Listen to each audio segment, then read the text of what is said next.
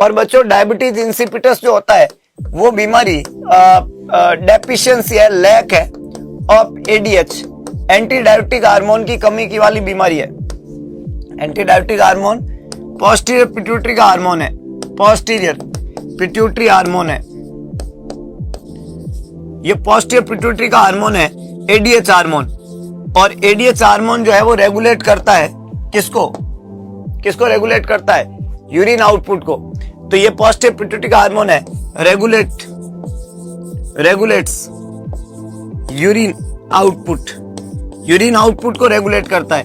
ये वाटर को रीअब्जॉर्ब करता है ना, रीअब्जॉर्ब करता है वाटर को और आउटपुट को मैनेज करता है। अब अगर किसी मरीज में पोस्टीरियर पिट्यूटरी के इस एडीएच हार्मोन की कमी हो जाए, लैक हो जाए, तो बीमारी हो जाती है डायबिटीज इंसिपिटस। और उसका कार्डिनल साइन है कि मरीज आपका पॉलीयूरिक हो जाता है।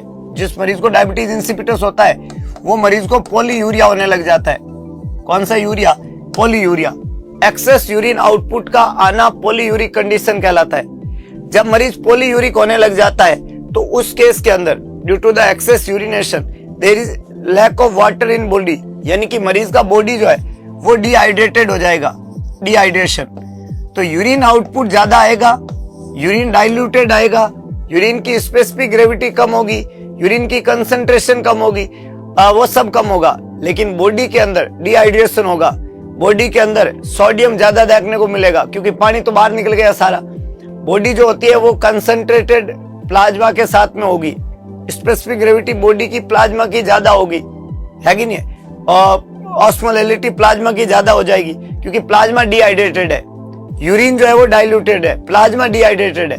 तो यहाँ पे लिखा हुआ है कि मरीज को एनीमिया एंड वॉमिटिंग होगा, मरीज को पोलीयूरिया एंड पोलीडिप्सिया होगा। ये तो कार्डिनल साइन है ही।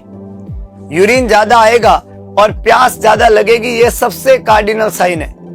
ये जो नोजिया और वॉमिटिंग है ये कार्डिनल साइन नहीं है, एनीमिया या वॉमिटिंग। और irritability relieved by feeding formula नहीं। हाइपोथर्मिया एंड एजोटीमिया कोई कंसेप्ट ही नहीं है बीमारी से। बीमारी से एकमात्र कंसेप्ट है कि मरीज को यूरिन ज्यादा लगेगा, और यूरिन ज्यादा लगेगा यानी पॉलीयूरिया होगा तो प्यास भी ज्यादा लगेगी, पॉलीडिप्सिक हो जाएगा। तो client is polyuric and client is polydipsic. तो B is the correct one. A, C और डी तीनों ही गलत स्टेटमेंट है।